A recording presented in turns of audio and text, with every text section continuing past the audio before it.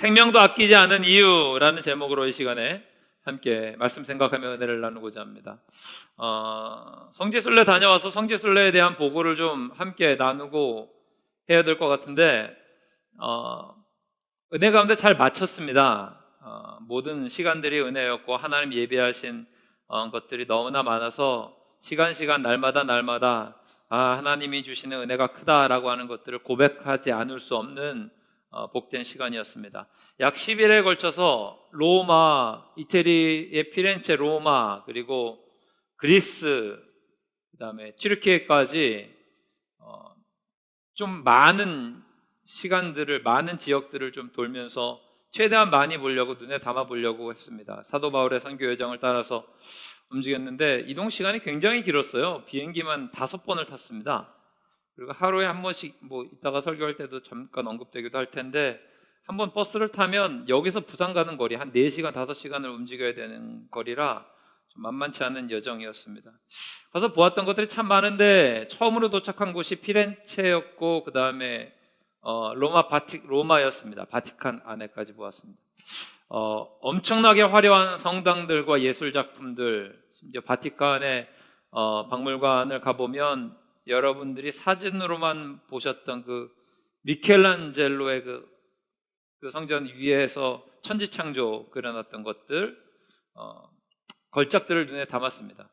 그 베드로 성당 입구에 가보면 그 미켈란젤로가 조각했던 그 조각상이 있어요. 피에타 상이라고, 그 마리아가 예수님을 이렇게 안고 있는, 이거는 모조품을 받습니다. 무슨 봉사하고 있더라고요. 그래서 아무튼 그런 것들을 눈에 담았습니다.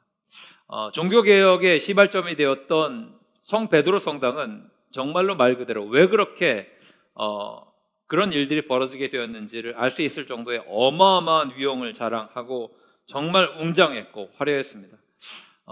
콜로세움도 보았고요. 그리스로 넘어가서는 아크로폴리스의 파르테논 신전, 굉장히 유명한 신전이죠. 고린도 지역에서는 아데미 신전, 아주 폐허가 된 교회의 흔적들, 당시에 고도로 발달되었던, 당시로서는 문화의 유적들도 보았습니다. 그리고 마지막으로는 튀르키예 일정이었는데, 소아시아의 교회들의 그 믿음의 흔적들, 쭉 많은 것들을 살펴보았습니다. 제가 이렇게 하고 말씀드리고 제 부족한 사진 실력으로 사진 찍어서 이렇게 보았습니다, 사진 보여드리는 것 얼마든지 할 수 있는데, 그것은 차츰 시간 지나면서 제 설교에 아마 보았던 것들을 좀 녹여낼 수 있을 것 같고, 좋은 사진들은 여러분 인터넷에서 다 찾아보실 수 있습니다. 얼마나 좋은 사진들, 영상들이 많은지 몰라요. 가서 보기만 해도 입이 떡 벌어질 만큼의 대단한 건물과 과거의 유물들, 문화의 흔적들, 세계적인 걸작들 다 보았는데, 사실은 그것들이 저에게 주는 감동보다 몇 배나 비교할 수 없을 정도로 컸던 것들이 있습니다. 가장 가슴에 남았던 것은 로마의 교인들이 박해를 피해서 예배를 드리기 위해서 무덤 밑으로 내려갔던 로마의 카타콤베라고 하는 것이 있습니다. 그 지하에 어두컴컴한 시체들이 쌓여 있는 그곳에 내려가서 예배 드렸던 그 흔적들, 그리고 로마에서 그 어마어마한 성당들에 비해서 그 모양 자체만으로도 굉장히 약간 초라해 보였던 사도 바울이 감옥에 있었고 순교했었던 세분수 수도원이라는 곳이 있습니다. 베드로 성당과 비교하면 정말로 보잘것 없어 보이는 그곳, 그리고 사도 바울이 감옥에 로마에서 감금되어 있었던 그곳, 다른 모든 지역들은 다 햇볕이 강해서 건조했지만 바울이 수감되어 있었던 그 감옥의 자리만 딱 들어가만 가도 굉장히 습하다라고 하는 것을 느껴질 정도로 참 어려웠던 장소들. 그리고 그리스도에는 메테오라라고 하는 곳이 있습니다. 신앙의 순수성을 지키기 위해서 깎아지른 높은 절벽 위에다가 사람이 도저히 갈 수 없는, 줄을 타고서 올라가지 않으면 도달할 수 없는 그 높은 곳에 수도원을 짓고서 신앙의 순수성을 유지하고 박해를 피해서 예배드렸던 곳. 튀르키예로 넘어가서 갑바도기아라고 하는 곳이 있습니다. 거기에는 데링구유라고 하는 지하 도시가 있는데, 예루살렘과 로마의 박해를 피해서 그 은둔한 기독교인들이 그 지하에 굴을 파고 도시를 만들어서 예배 공동체를 세웠는데, 그 예배 공동체에 있었던 숫자들이 어마어마해서 그 대림구유 지하 도시 그쪽으로만 교회가 한 1000여 개 정도 된다라고 하는 곳을 방문했습니다. 제가 이후에 지금 이야기했었던 이 장소들, 카타콤베, 메테오라, 대림구유 지하 도시의 그 예배 공동체, 이런 것들은 앞서 말씀드렸던 로마의 그 화려한 성당들과 예술 작품들, 유적들에 비하면 초라하기 그지 없었던 장소였습니다.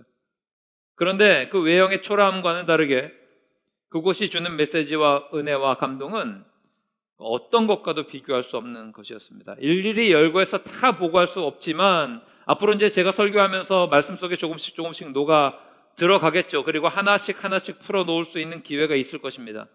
그런데 그 모든 시간들 속에서 하나님을 믿는 그 믿음의 순수성을 지키는 것이 얼마나 위대한 것인가를 새삼 깨달을 수 있었습니다. 뿐만 아니라 이동거리가 너무 길었어요. 앞서 말씀드렸지만 비행기만 5번을 탔습니다. 한 번 버스에 오르면 3시간, 4시간 이동하는 것은 아주 일상적인 일이 되었는데 사도 바울의 전체의 선교의 여정을 짧은 시간에 압축해서 이동해야 되는 것이라 그럴 수 있지만 더불어 생각했던 것이 이런 것입니다.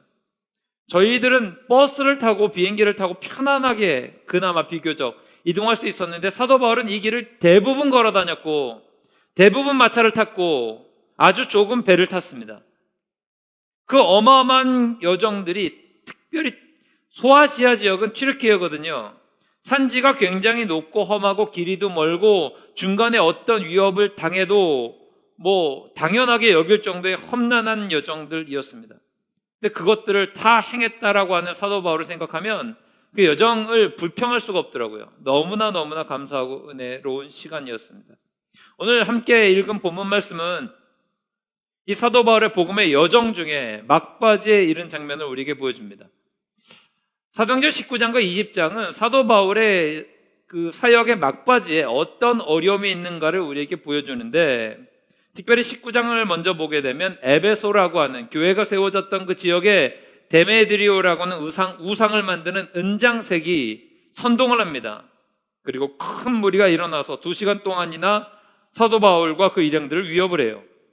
때마침 서기관이 등장해서 흐지부지로 끝나버렸는데 그때 위기감, 긴장감은 아마 사도 바울에게는 잊지 못할 고통이었을 것입니다. 그런데 20장으로 넘어가서 또다시 헬라에서 배 타고 수리아로 넘어가고자 할 때에 유대인들이 이젠 작정을 합니다. 사도 바울을 죽이겠다고.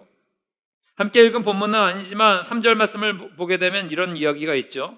함께 읽겠습니다. 시작. 거기 3달 동안 있다가 베타로 수리아로 가고자 할 그때에 유대인들이 자기를 해하려고 공모함으로 마게도냐를 거쳐 돌아가기로 작정하니. 그러니까 19장에서 데메드리오로부터 시작된 소요는 우발적입니다. 오합지졸들이 다 모여서 소요를 벌였다가 흩어지는 정도였는데 20장으로 넘어오면 이젠 조직적이고 체계적인 위협이 사도 바울 앞에 놓여지게 됩니다. 이 과격 정도는 여러분들 요즘에 많이 들으시는 과격 이슬람 단체 하마스나 헤즈볼라 이런 정도의 위협입니다. 이 사람들은 신앙심을 가지고, 그러니까 하나님 믿는 게 아니라 자기의 종교적인 신념에 의해서 활동하는 사람들입니다. 그래서 이 신념에 의해서 사람을 죽이겠다 마음 먹으면 살인에 대한 죄책감이 없습니다. 오히려 그것이 내 신앙의 표현이 되는 것이고 발현이 되는 것이기 때문에 흔들리지 않습니다. 그 위협들을 지금 사도 바울이 다 당하는 입장에서 에베소의 장로들을 초청해서 고별 설교를 하는 것이 우리가 함께 읽은 말씀이고, 이 고별 설교 이후에 예루살렘으로 갑니다. 예루살렘이 어떤 곳입니까? 유대인들이 모여 있는 곳입니다. 좀 전에 유대인들이 작정해서 사도 바울 죽이겠다고 했잖아요. 그런 사람들이 훨씬 더 많이 활동하고 있는 곳이 예루살렘입니다. 죽을 수밖에 없는 상황, 어려움을 당할 수밖에 없는 상황이었습니다. 최악입니다. 그런데 항상 사도행전 20장 말씀을 고별 설교를 하는 사도 바울의 모습을 볼 때마다 느끼는 것은 무엇인가 하면, 이 정도면 흔들려야 되잖아요. 이 정도면 좀 두려워해야 되지 않겠습니까? 이 정도면 예루살렘 가는 것을 좀 주저해야 되지 않겠습니까? 왜냐하면 에베소의 장로님들도 사도 바울이 가는 것을 좀 만류하고 있었거든요.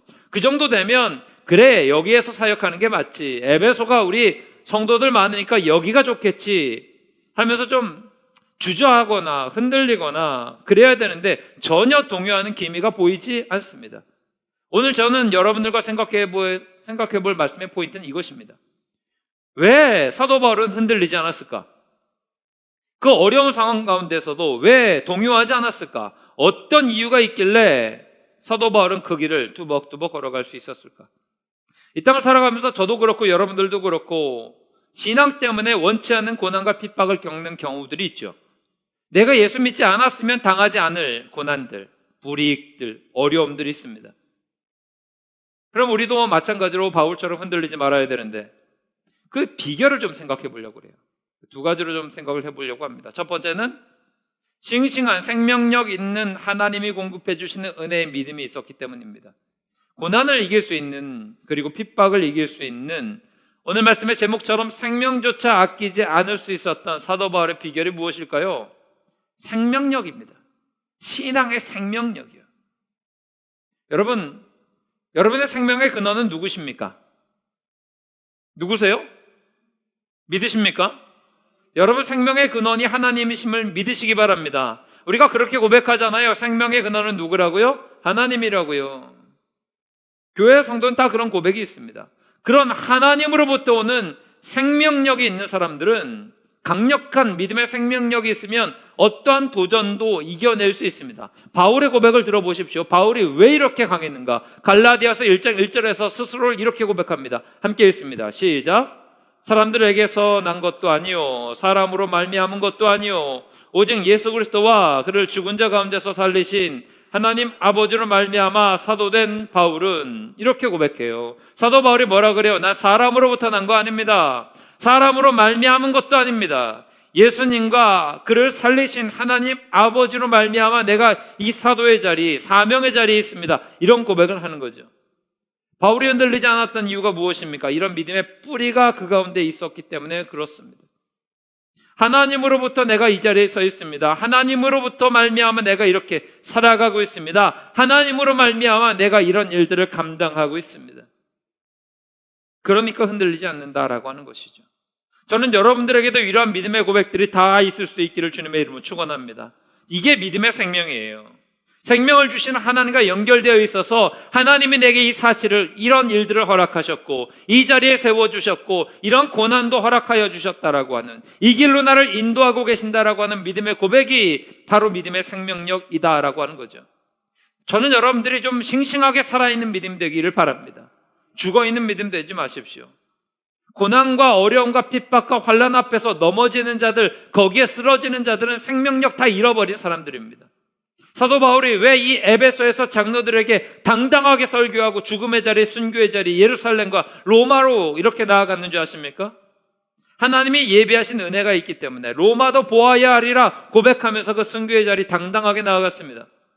살아있는 믿음 되십시오. 이 살아있는 믿음이 그를 모든 핍박과 환난으로부터 든든하게 이길 수 있는 힘과 능력을 공급해 주었습니다. 그러니까 생명의 특징이 그래요. 그 생명의 특징 중에 하나는 환경이 있잖아요. 이 환경과 교류하고 교감하는 겁니다. 예를 들면 우리가 생명이 있으니까 어떤 단체에 들어가거나 환경 가운데 거하게 되면 거기에서 영향을 받게 됩니다. 그리고 또 그 가운데서 영향을 주기도 합니다. 왜냐하면 생명은 교류하는 특징이 있기 때문에 주고받는 것이 있어요. 그런데 생명은 이런 특징도 있습니다. 100% 환경이 나를 지배하도록 만들지는 않아요. 이런 거하고 똑같아요. 생명이 있고 없고를 제일 비유로 들기 좋은 게 뭔가 하면 시체입니다. 여러분, 시체의 온도는 몇 도입니까? 말할 수 없죠. 시체의 온도를 우리는 이야기할 수 없습니다. 왜냐하면 시체의 온도는 방 안의 온도와 똑같기 때문에 그렇습니다. 시체가 있는데 방 안의 온도가 10도면 시체의 온도도 10도고요. 방 안의 온도가 영하 10도면 시체의 온도도 영하 10도가 됩니다. 영하 20도가 되면 시체의 온도도 영하 20도가 됩니다. 왜냐하면 생명이 없기 때문에 그래요. 죽으면 환경이 완전히 지배하게 되어 있습니다. 그런데 생명이 있다는 건 무슨 말이죠? 생명이 살 수 없는 극한의 환경이 아니라고 한다면, 1000도 되는 불이나 영하 100도, 영하 200도 되는 환경이면 이건 뭐 생명이 존재할 수 없는 여건이니까, 극한이니까 이건 예외적인 상황이고요. 내 안에 생명이 있으면 아무리 추워도 우리의 체온은 영하로 내려가지 않습니다. 내려가면 죽는 거예요. 아무리 추워도 생명이 있으면 우리의 몸의 온도는 30도 밑으로 떨어질 수가 없습니다. 생명을 잃어버릴 수 있기 때문에 그렇습니다. 36.5도에서 조금 올라가거나 조금 떨어지지만 일정 체온은 유지됩니다. 환경의 영향을 조금 받지만 100% 지배당하지 않는다라고 하는 거예요.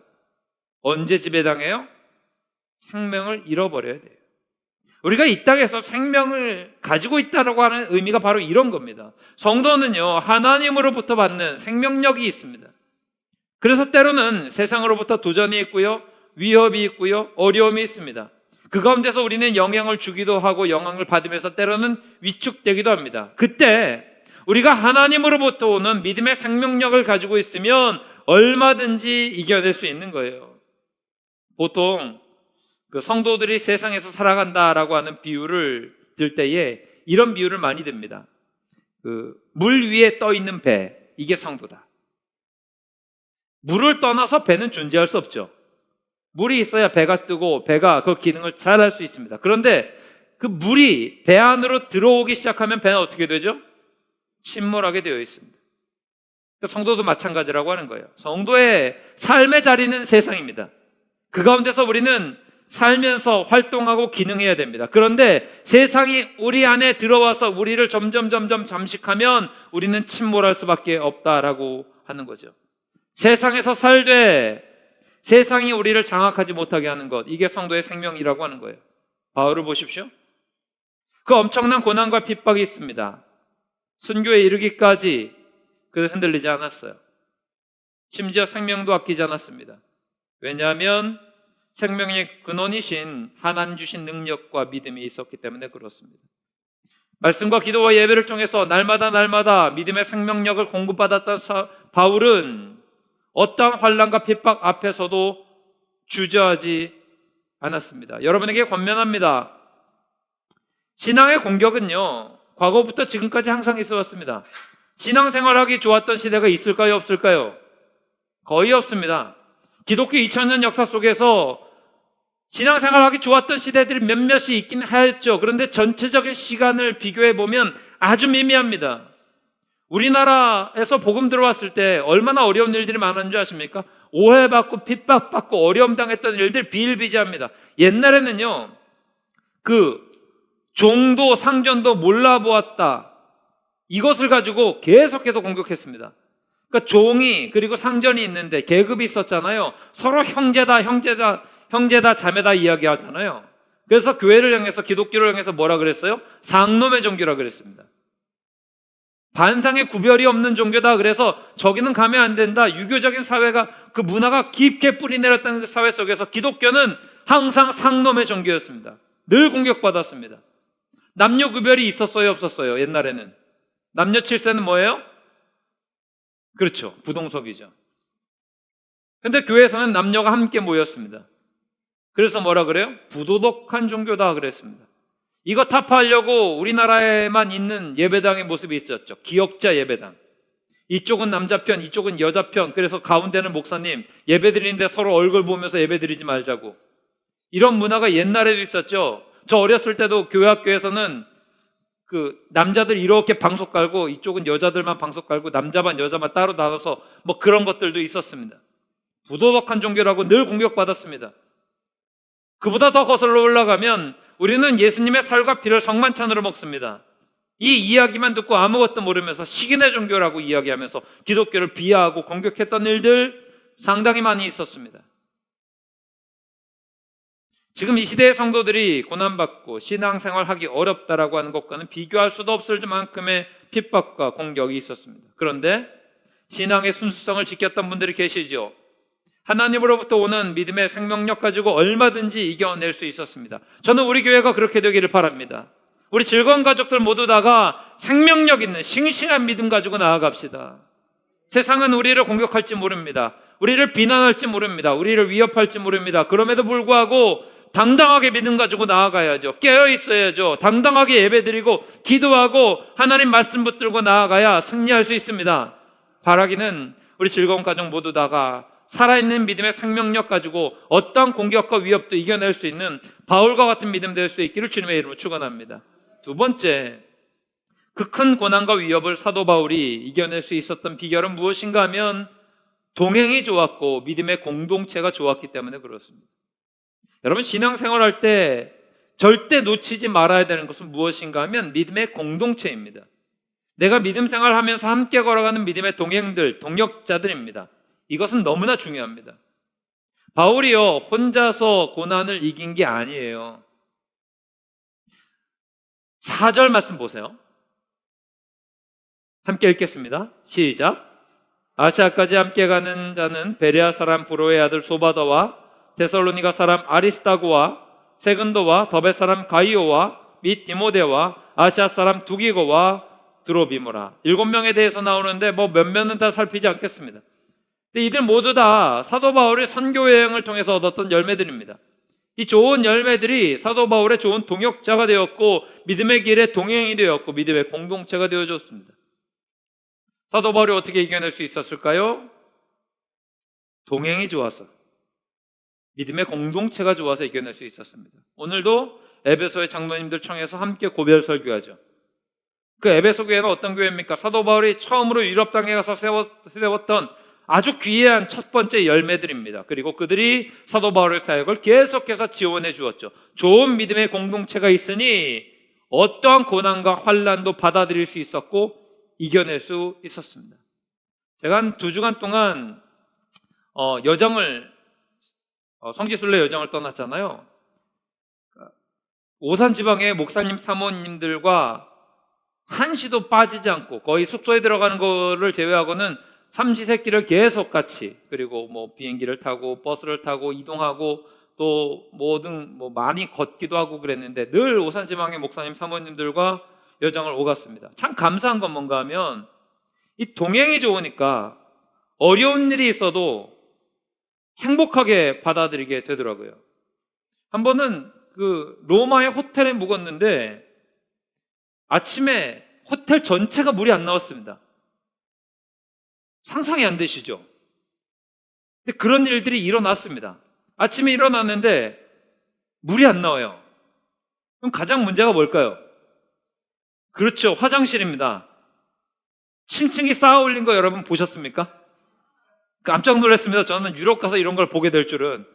모든 방에 물이 안 나오니까 전부 다 로비로 모이셔서 가셨는데 다들 깜짝 놀라고 씻지도 못했습니다. 사모님들 특별히 어려우시죠. 아침에 부시죠. 남자들이야 대충 모자 눌러 쓰고 대충 이렇게 하면 상관없는데 사모님들은 하실 게 많잖아요. 그리셔야 되고 하셔야 되는데 이 밑판을 먼저 닦아야 좀 잘 그리실 수 있는데 이게 안 되지 않습니까? 양치도 못하고 세수도 못하고 그냥 나가게 되는 상황이에요. 이게 얼마나 당황스럽고 어렵습니까? 돈 내고 편안하게 좀 그런 것들을 누리려고 호텔 들어간 건데. 그런데도요, 이 어려움들을 역시 목사님 사모님들은 좀 다른 것 같아요. 유머로 승화시키더라고요. 서로 다 웃으면서 오늘은 세상에서 성지순례에서 가장 희한한 걸 봤다고 로비 화장실에 들어갔더니 누가 이렇게 한 거에 또 위에 올리고 또 3단으로 올리는 죄송합니다. 이렇게 웃으면서 이야기를 하는 거예요. 좋다고. 아유, 사모님 이렇게 본판의 모습을 보니까 너무 감사합니다. 이렇게. 서로 말도 잘 못해요. 양치를 안 해서. 다 침묵하면서 기도하면서 보내요. 그런데요, 누구라도요 그 자리에서 쓴소리를 내뱉으면 그 분위기가 어떻게 될는지 여러분 얼마든지 짐작을 하실 겁니다. 그런데 좀 달랐어요. 다 웃으면서 기쁘게 감사하게 그럴 수도 있지. 좋은 동행과 공동체는요, 어떠한 어려운 환경과 고난이 있어도 능히 이겨낼 수 있게 하는 은혜의 통로의 역할을 합니다. 지금 바울이 그러한 거예요. 에베소의 장로님들을 초청해서 고별 설교하는 것은 그냥 혼자 갈 수도 있잖아요.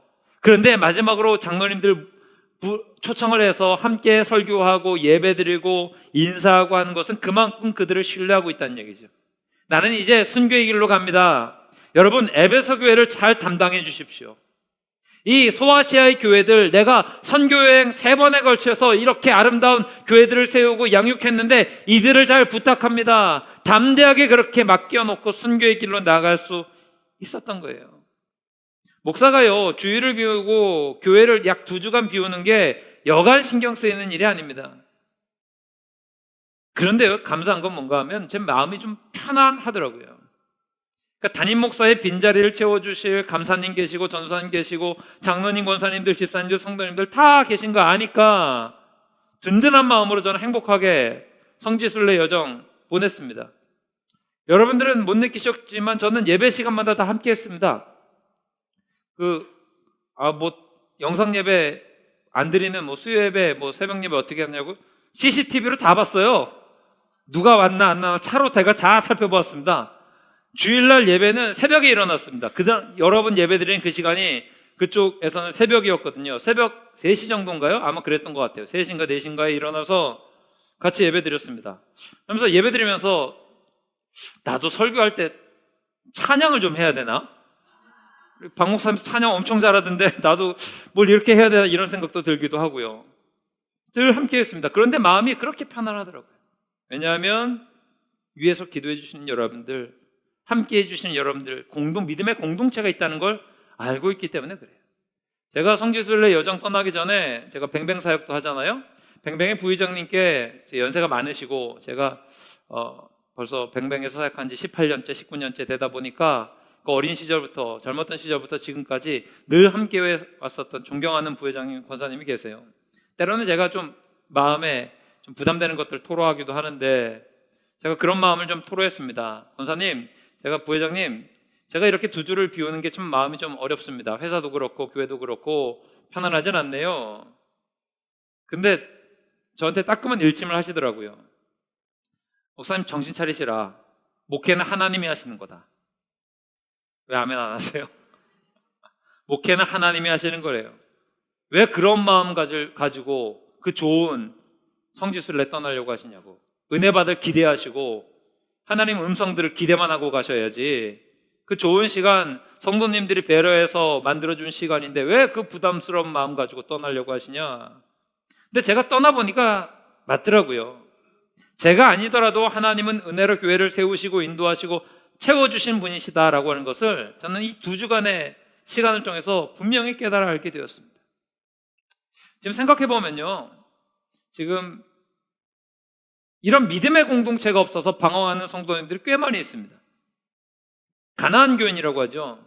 예수를 믿기는 믿는데 어떤 분들은 교회에서 하는 간섭이 싫고, 그래서 나는 그냥 예수를 기독교를 선택하긴 하지만 교회에서 하는 활동에 참여하지 않고 교회에서 내 인생에 간섭하지 않았으면 좋겠고 나를 좀 알아주지 않았으면 좋겠다, 이런 분들이 계시고요. 성도의 의무를 다하는 게 싫어서 교회를 떠나 하시는 분들도 계시고, 때로는 여러 이유가 있겠죠. 교회와 혹은 목회자와 어떤 교회 성도들에게 실망해서 교회를 나가지 않는 분들도 있을 수 있습니다. 그럴 수 있겠죠. 그런데요, 그분들이 평안할 시기에는 모릅니다. 아무런 일이 없을 때는 잘 모를 수 있어요. 그런데 고난이 찾아오고 어려움이 찾아오고 아픔이 찾아오고 환란이 찾아왔을 때 동역자 없이 이겨내는 게 쉬운 일이 아니에요. 이건 해보신 분들은 압니다. 믿음의 공동체를 떠나가서 내 삶 가운데 다가오는 어려움과 환란과 신앙의 위협들, 어려움들 이겨내기 쉽지 않습니다. 사도 바울의 사역에서 만나는 모든 위험들은 그게 동역자가 있었기 때문에, 그들이 은혜의 통로가 되었기 때문에 더욱더 능히 이겨낼 수 있었습니다. 바라기는 저는 우리 즐거운교회 가족들 한 분 한 분들이 이런 동역자와 동행자가 되어주시기를 바랍니다. 옆에 있는 성도들에게 이렇게 이야기합시다. 내가 당신의 동행이 되어주겠습니다. 앞뒤로 인사하겠습니다. 내가 당신의 동역자가 되어주겠습니다. 아무리 힘들고 어려워도요, 옆에서 이렇게 힘이 되어주는 든든한 동역자, 동행이 있으면 얼마든지 능히 이겨낼 수 있습니다. 바라기는 우리 즐거운교회가 이런 믿음의 공동체, 이런 믿음의 동행자, 동역자가 넘쳐나고 그런 공동체가 되어서 하나님께서 맡겨주신 그 사명들 잘 감당할 수 있기를 주님의 이름으로 축원합니다. 말씀 정리하겠습니다. 사도 바울의 삶 가운데서는 위협과 어려움이 있었지만 믿음의 생명력으로 이겨낼 수 있었고 좋은 믿음의 동역자들과 공동체로 이겨낼 수 있었습니다. 우리가 이 땅을 살아가는 신앙의 생활의 모든 과정 가운데 바울과 같은 믿음과 아름다운 믿음의 공동체로 말미암아 능히 이겨내고 승리할 수 있는 복된 모습이 있기를 주님의 이름으로 축원합니다.